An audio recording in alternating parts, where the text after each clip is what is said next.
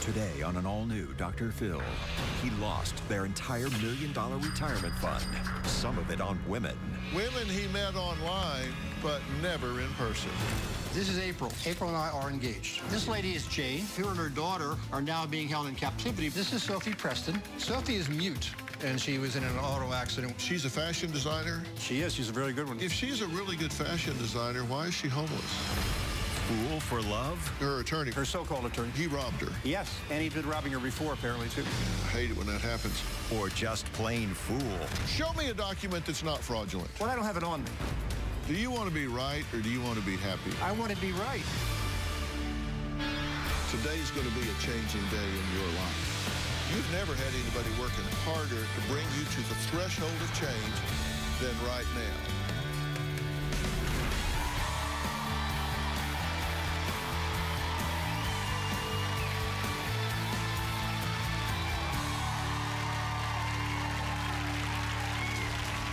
Well, Robert and Jeremy got married in their 20s after meeting on a ski trip. Now, Jeremy supported her husband's career as a college professor with a PhD in meteorology and even got her master's degree also in meteorology, and they published some papers together. Both say they were best friends, loved traveling in their RV, and really just sharing their life together. But after 40 years of marriage, Jeremy walked out on Robert. She says she was blindsided after discovering he lost their entire $1 million retirement fund. I believe my ex-husband, Bob, has lost his mind. When we retired, he began to get involved in the day trading. It was pretty much an obsession, 18 hours a day. I lost a lot of money, didn't tell my wife about it. I thought I could make up for my losses. Things were spiraling out of control. I went to charge something on a credit card, and the credit card was maxed out. I had to tell her we lost everything. We were broke. Our $1 million nest egg was gone. Bob became obsessed with making back that money. He would go online and find these women, and they would say they had a lot of money, but they couldn't get at it. And if he would just give them a little bit of money, then he would benefit with the larger amount of money once they got the money free. Women ask for money for food, or they need medicine, or their mother needs medicine. Basically, Bob was being scammed. I don't believe he had any idea of what was going on, and nobody could tell him different.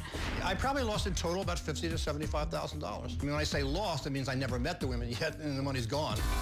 After 40 years of marriage, I filed for divorce. Since the divorce, I'm probably online 6 hours a day, 7 days a week. What I'm looking for is a woman that I could have a long-term relationship with, in fact, a marriage relationship with. Robert needs help. In his mind, he's going to find a beautiful young woman, wealthy, who's going to share her fortune with him. They're going to ride off into the sunset, and maybe he'll send me something. He's just crazy. Now Robert says he has not one, but a pool of several women who he texts several hours a day. He says he hopes one relationship will lead to marriage. At this point, there's approximately a half dozen women that I have a strong interest in. This is Sophie Preston. I met her online about 2 years ago, and I've been talking to her ever since. Sophie lives in the Modesto area in California. Her father was Nigerian, her mother was American. She's a U.S. citizen, but she grew up in the United Kingdom, and she's a fashion designer. She could easily be my wife. Sophie is mute, and she was in an auto accident when she was like 10 or 12 years old. She lost her voice because of some damage, but that's repairable in the future. She just doesn't have the money to do the operation until she gets her inheritance. I've seen her passport, and I also talked to a friend of hers she went to school with in the United Kingdom, and I used that to help validate her. I've already said Sophie, about $10,000. Last time I sent her money was $1,000, and that was 2 days ago. She was supposed to send me a total of $50,000. And because I knew I was going to be here in California, I said, well, send some of it to here instead, so I needed the address for the hotel, so I could then get delivery of that and then go cash the money order at Walmart or the post office. I have not seen any of it. This is April. We started to chat after she sent me an email. It was actually intended for somebody else, related to some packages that she didn't get delivered. But I said, well, wait a minute, are you single and unattached? And she says, yes, why would you ask? And she told me about herself, and we chatted for the rest of the day. April and I are engaged. I made a proposal to her, and that's on the table. Right now, she's not in the country. He falls in love with everyone he meets. He's on fiancé 43 would be highly likely. She's in the country of Tonga, which is a South Pacific island below the equator. She said, I dropped hot coffee on my computer. She was going to take her computer to a technician, but at that point, she didn't have the money to pay him to do it. Her company was willing to help, but they couldn't get her the money, so she convinced them to send the money to me to send on to her. They sent me $3,800, and I bought gift cards to send to her, because nowadays, an awful lot of money transactions are done that way. A lot of them are scams, though. The gift cards I sent her were Nordstrom, I believe. I think in her particular case, I don't think she is scamming me. There's another lady in which I was also romantically interested in, dating back about 2 years. This lady is Jane.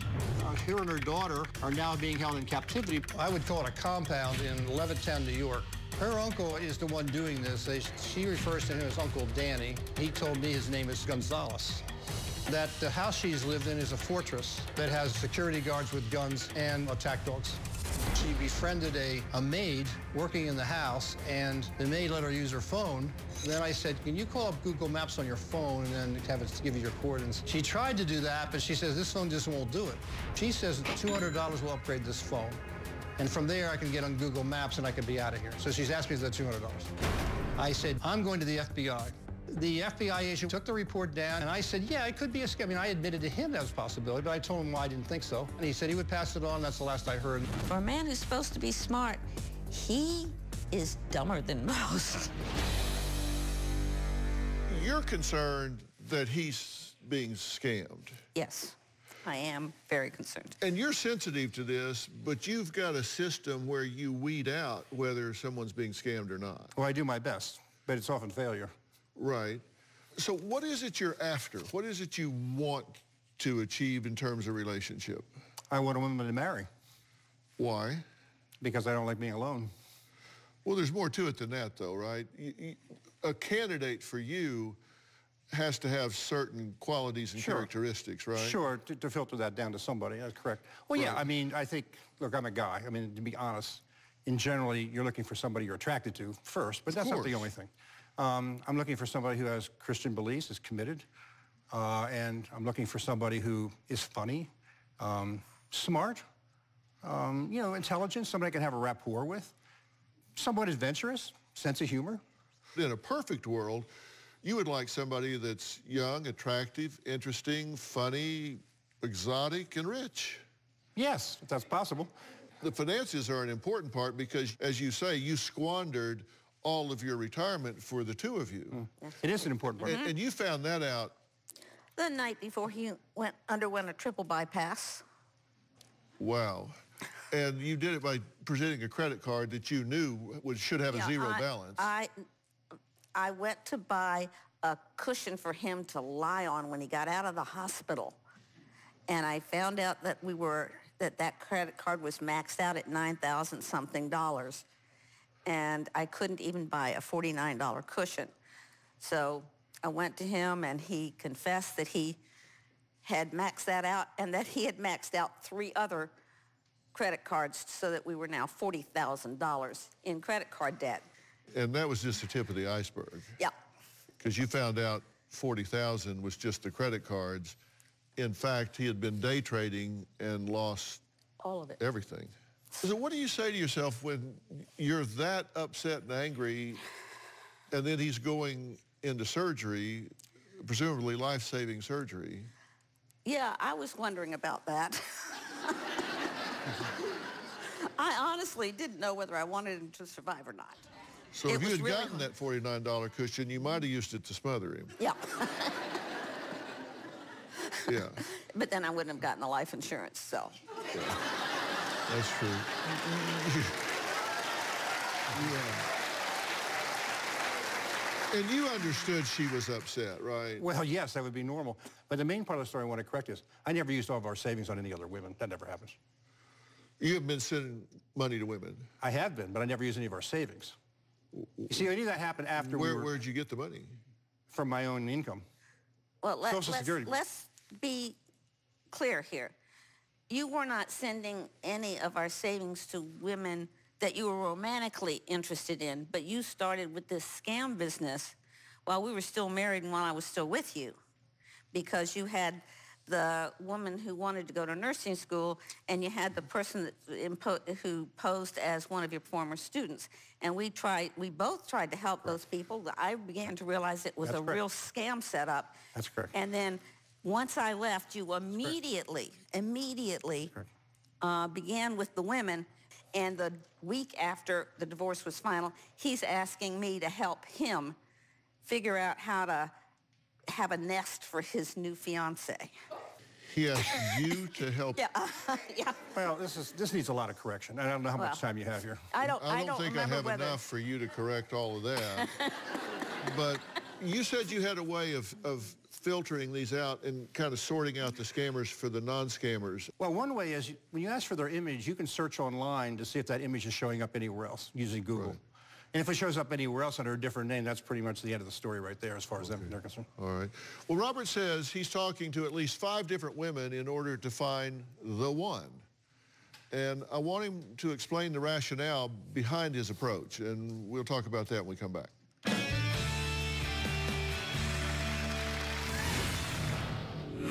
If she's a really good fashion designer, why is she homeless? Her home was taken from her during the time her mother died. How's she going to get access to it? It involves a Nigerian company.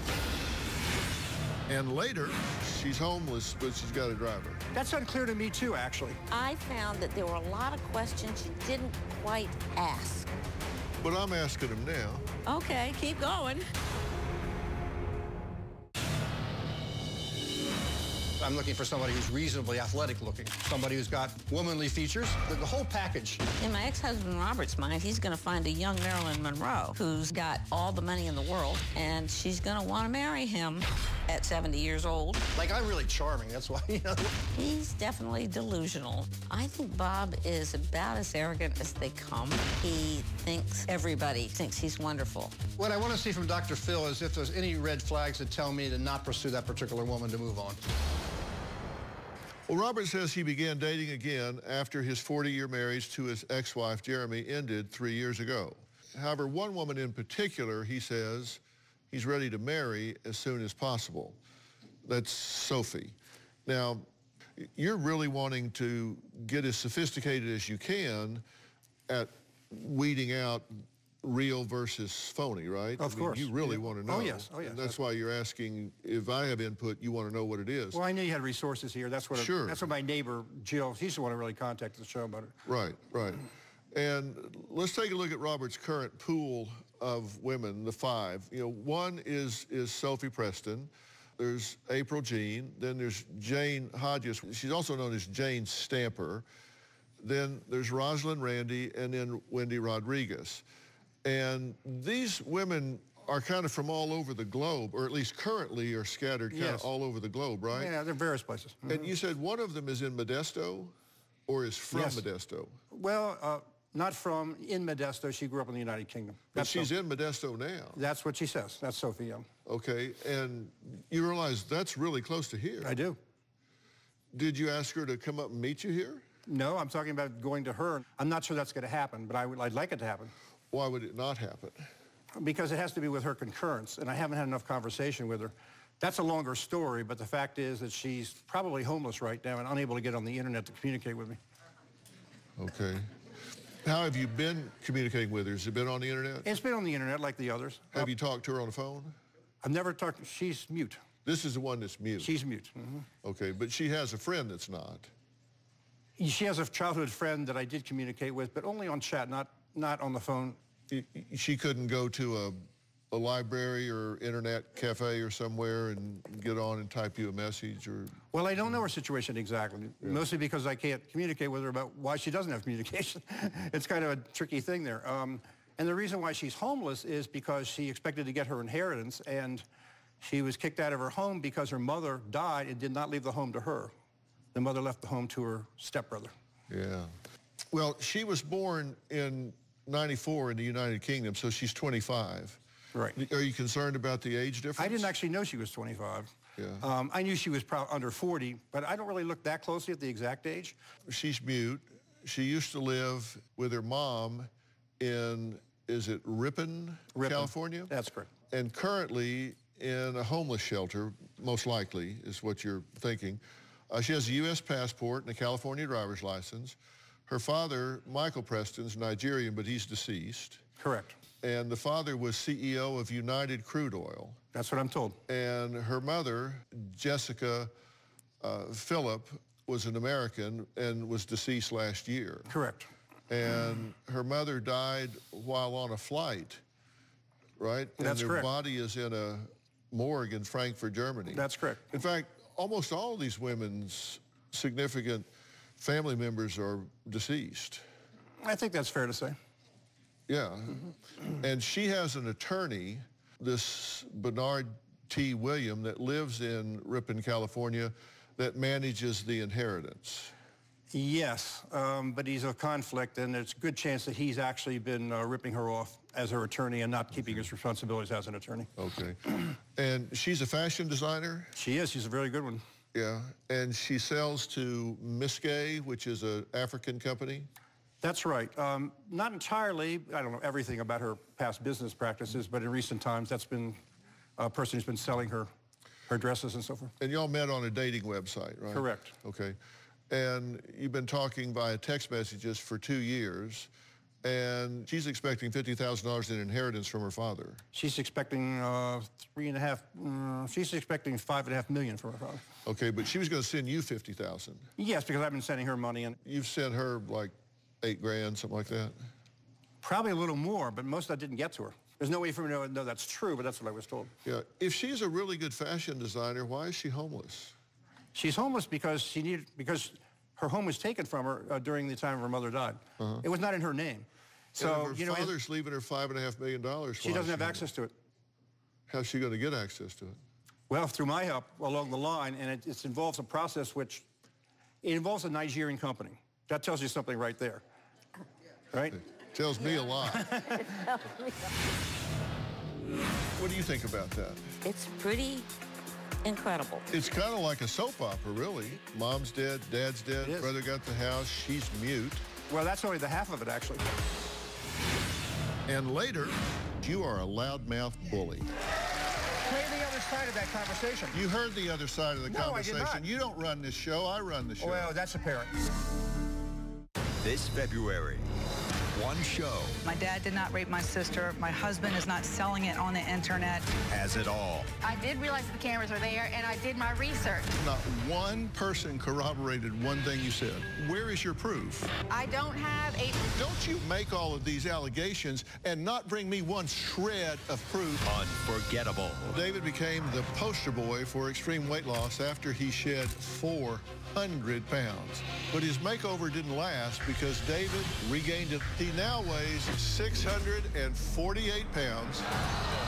I can't stop myself from eating too much. Voila, Pepsi. How is that funny to you? Food's not fickle, is it? It never calls you a name. It never throws anything at you. It just kills you. It's destroyed my life. I'm telling you, if everybody around you is buying your and sabotaging you, it ain't gonna change. Dr. Phil February.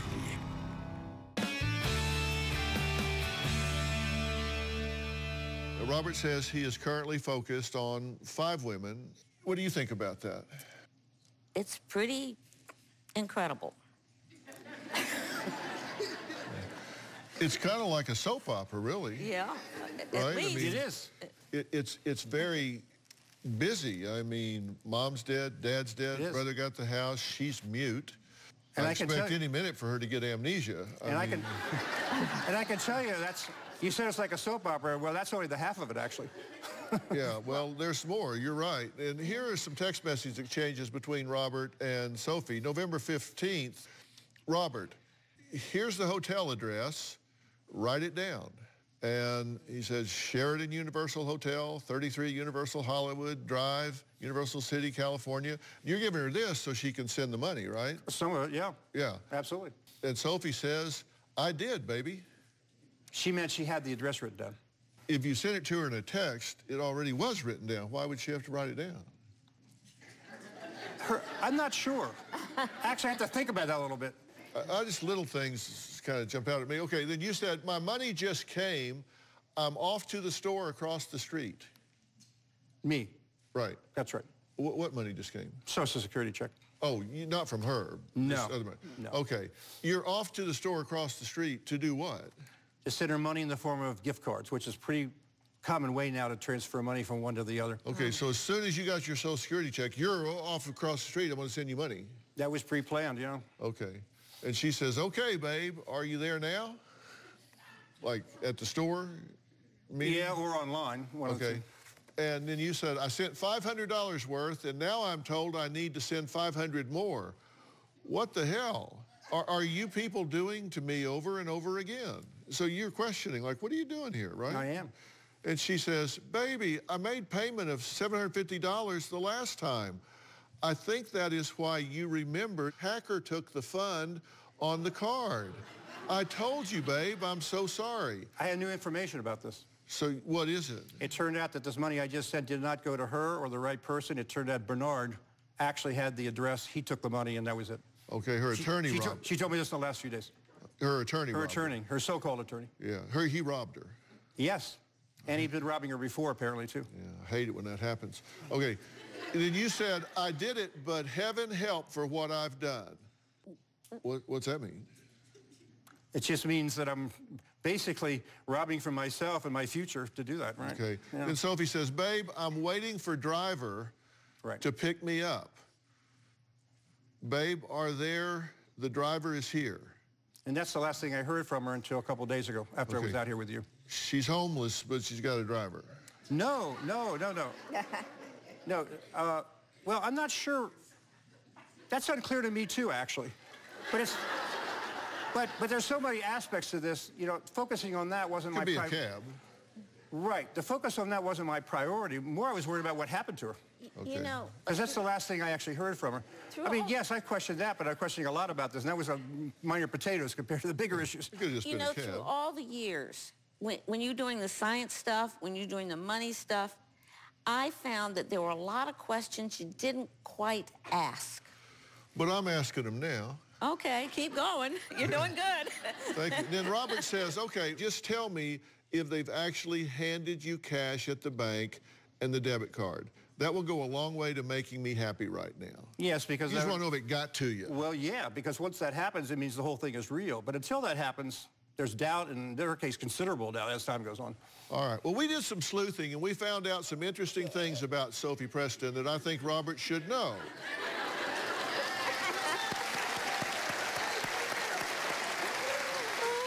That's after the break.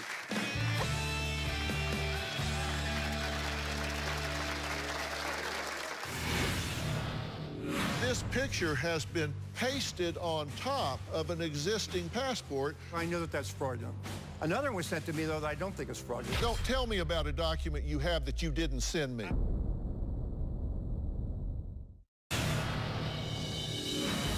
I've known Robert for about 3 years, and he was one of my neighbors. I have proven to him time and time again with multiple different women that these are scams. Well, her first take is they're scammers until proven otherwise. I kind of take the opposite point of view. They're not scamming me until they're proven they're scammers.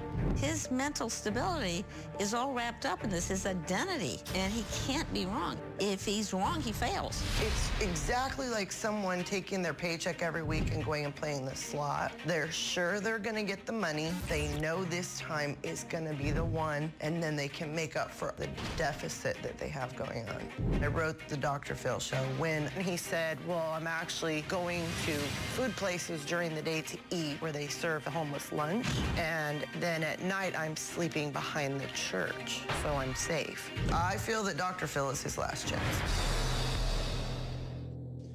Okay, that was Jill, by the way. She's your friend, correct? And Jill, you're here. We'll talk to you in just a bit. And, you know, Jill points something out that I think is really interesting. And day trading is kind of gambling, right? It's very high risk. It is. Okay. And I kind of think you went from one high-risk situation to another high-risk situation is my point. Okay. You were looking for something there. You're looking for it in a different high-risk scenario now. But call it what you will.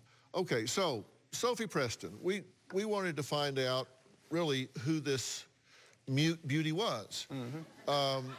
So we did some checking because you look at documents, as anyone should. Sure. You're quite right to do that. Mm-hmm. And you said you did look at her passport.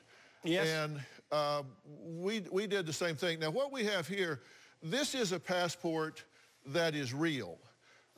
We know this one for sure, and I'm not saying this one isn't. I'm just saying we know this one sure because he works with us here, and I've known him for 20 years. So I know this person's for real, and so I know this is a legitimate passport. And so I put it up here so we can compare between the two. Now, one of the things that bothered me here is that there are two different names on this passport. Now, we had to block this out up here because we don't want to actually show the name, but this name starts with a J up here where they signed the passport, but the name on the passport down here that has been typed in is Sophie Preston. But the person that signed this passport is not Sophie Preston. It's up here, and it's a name that starts with a J. Right. Then I looked at the picture, and we've blurred the picture out because I'll get to that in a minute. Right. But you notice the picture is on top of the United States seal. In the actual passport, the seal is on top of the picture. And the reason that's a significant finding is because it tells you that this picture has been pasted on top of an existing passport because it's covering up the seal, whereas the seal encroaches on the picture in a real passport. Can I comment on this? I have something to say. When you're ready. Okay, the passport you have, I know that that's fraudulent. But in the research that was done in sending documents to your people, I was sending a lot of stuff. So anything I found on my internet, on my computer, I was sending that out. I know that one was fraudulent. There was another one I'm not sure I ever found. In the speed of things, I sent that one out. I know that one's fraudulent. I found that out myself. And I know why it's fraudulent. Tell me. She's had 2 attorneys, okay? The first one, her first attorney wanted to get me convinced to move this along because he had money issues himself. When I confronted her and this guy, basically, she said, I've never seen that before. And so I said, okay, well, she's probably lying to me, but I said, let's find out. When I confronted him with it, he basically said he made it up and it was fraudulent. So I did know that was fraudulent already. Another one was sent to me, though, that I don't think is fraudulent, and so unfortunately, I didn't get that one to you. Oh, you just forgot to give us that one. No, I didn't find it. Look, come on. Look, we're talking about in a few days putting hundreds of things together on my computer. Look, I can't help you if you just keep shooting yourself in the foot. Don't tell me about a document you have that you didn't send me. I didn't find it. I found that one. I forgot I had 2. Yeah, well, remember it next time, okay? This is fraudulent. You see, this is clearly fraudulent. The lines down here are red. It's clearly fraudulent. Real ones are black. I recognize the name's in a different font. I recognize it in 5 minutes. Okay, let's move on to something that you did send us on purpose, okay? Well, I sent that to you on purpose, too, but I didn't look at it closely when I did it.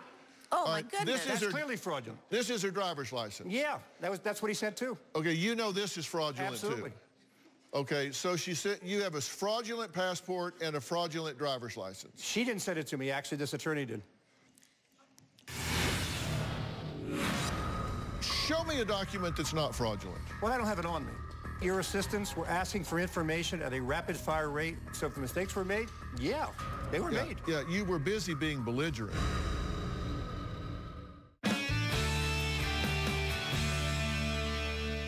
Show me a document that's not fraudulent. Well, I don't have it on me. Do you understand that your assistants were asking for information at a rapid-fire rate over a lot of people in a very short period of time? Yeah, that I was not prepared. Because they care a lot about what happens to you. Yes, and I was not prepared at that moment to do it. I had to do it very quickly, and while I was doing it, more requests came in. I was doing that as fast as I could, so if mistakes were made, yeah, they were made. Yeah, you were busy being belligerent is the reason you were having trouble getting all your documents together. Is that a fact? Yes, that is a fact. Oh, okay. That is a fact. It's your show. Yeah, well, let's take a look at whether you were being belligerent or not. Let's just take a look. I'm not going to use their name, period. It doesn't matter who you give me to. You could give me the head of the corporation. I'm still not going to do it. So we have an impasse here. I'm going to put the onus back on you. You have my story, and my wife's story, you have Jill's story. Wait a minute, you're talking over me. Stop talking over me. If you want the answer, you're going to have to let me talk, okay? We don't have a show then, because I'm not going to say their actual first name. My bottom line is I'm not going to mention their name. Oh, I just got a text from Robert. He says, I decided you can use all the first names now. What? I know. What? Are you serious? I basically took a look at each person and their situation. Decided that I could do it. Of all the ones that got mentioned today, I reviewed each one and I'm okay with it now. Okay, very good. Bye-bye. Okay, bye. That's an example of belligerent? Is it an example of belligerence? If a camera followed you around and took a snippet anywhere they wanted to, what would they say about you? Ask anybody in this room, would they like to have everything they say recorded and then take it out of context? Do you want to be right or do you want to be happy? I want to be right, and I want this show to be right. I don't want to be wrong, would you? I decided to let it pass, you being rude and belligerent and abusive with my staff, but if you want to take that to task, we can, because you are a loudmouth bully.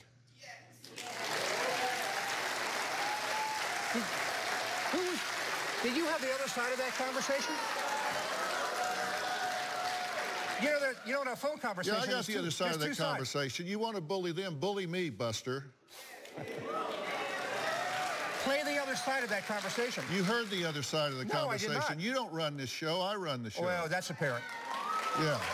And so that puts you in complete control. It absolutely puts me in complete control. Good. Okay. Now, do you want the information or do you not? I do. Okay. Robert explained to our producers that his girlfriend, Sophie Preston, lived with her mother, Jessica Phillip, in Northern California until her mother recently died. Not quite. Sophie Preston is now in a homeless shelter. Okay, you want to split hairs? Okay, okay, I'll give you the floor. Go ahead. Go ahead. Split hairs. We'll play semantics. Because I don't know what you're going to do with that. So Sophie Preston grew up in England, moved with her family to California. She had to go back to Nigeria related to her father's death and issues related to her inheritance. Her mother went with her because her mother wasn't doing that well and couldn't stay back without her. Then she had to leave. Then she went to Nigeria, back to California, died on the way in Germany, and then Sophie went to her home. When her mother died, she found out she could not live there because it wasn't her home. Okay, now let me finish, because you haven't got the damn clue where I'm going. We sent a staffer to the town where Sophie Preston says she and her attorney live. I'm glad you were thorough.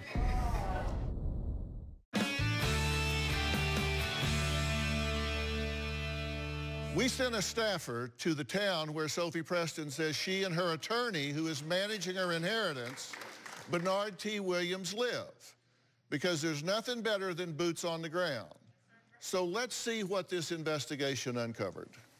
Dr. Phil wanted to see if we could confirm some information given to him by Robert, who got it from Sophie. We are trying to see who lives in these two addresses. The show has been told by Robert that Sophie and Jessica, her mother, used to live in this address. Hey guys, can you guys tell me if you've seen this woman? Never. I've never seen her. She lives in this house right here, 3 houses down. Well, she used to live with her mom. This is her mom. She had a small dog. I've never seen that woman here down the street. We're out all the time. I would honestly knock on her door. She's lived here for years. Hi. Hi. Do you recognize this woman? No. Have you ever seen her? No. The show has been told by Robert that Bernard, Sophie's attorney, lives at this location. Do you know who this man is? Never met him before once in my life. Never heard the name Brandon T. Williams? No. Have you ever seen this woman? Does she look familiar? Have you seen her? No, I have never met her before. Dr. Phil, it is safe to say that the people that live in the addresses that Robert gave you do not know who Sophie, Jessica, or the attorney are.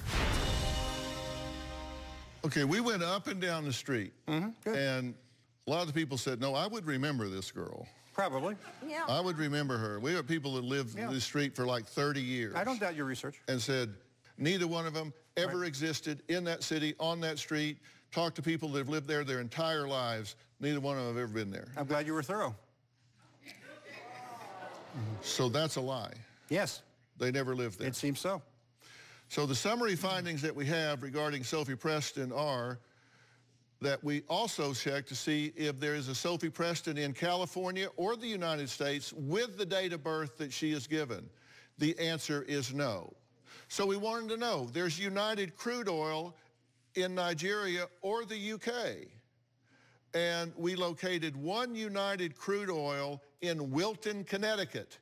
It's been out of business since the early 2000s, has no connection with anybody associated with Sophie Preston then or later. There is no Sophie Preston that sells to Miss K Boutique in Nigeria. There are 3 Miss K locations in Nigeria. We talked to all of them, and no one by this name has ever done any business with any of those locations. Well, the damning part is going to our address. That's the part. The name of this company actually isn't accurate, but I assume they would know because it's close enough. It was actually Mrs. K in that boutique that I know. Anyway, the other part is United Crude Oil. Yeah, that's pretty damning. The other part of it is the date of birth business. I was told that if you were born in the UK, that might not show up in the usual databases, but there's enough there to draw the conclusion that you drew. For 40 years. For 40 years.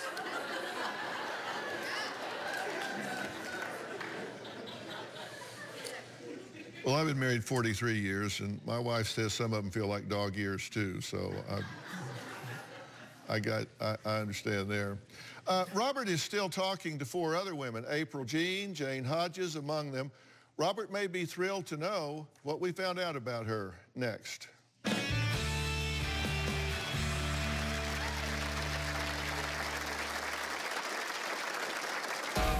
Dr. Phil Show has been told by Robert that April Jean lived in this house before she had to leave for a freelance architecture job in Tonga.